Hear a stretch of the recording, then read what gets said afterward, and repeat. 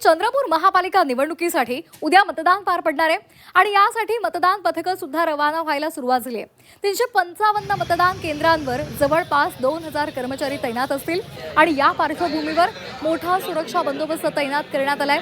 चंद्रपूर महानगरपालिकेच्या 17 प्रभागांमधील 66 जागांसाठी उद्या मतदान होणार आहे। इथला आढावा घेतला आमचे प्रतिनिधी आशिष अंबाडे यांनी। पाहूया। चंद्रपुरात पुन्हा एकदा लोकशाहीचा उत्सव होत आहे। चंद्रपूर मनपासाठी 15 जानेवारीला मतदान होऊ घातलं आहे।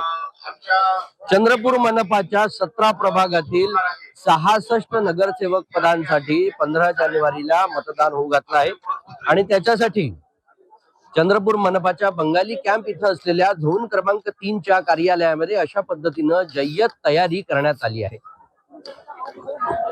355 बूथवर साहित्य पोहोचवण्यासाठी सुमारे 3000 कर्मचारी, 2000 पोलीस बंदोबस्त यासह राखीव पथक देखील तैनात करण्यात आली आहेत।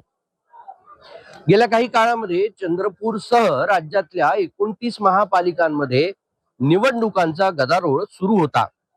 तो आता 15 जानेवारीला समाप्त होणार आहे।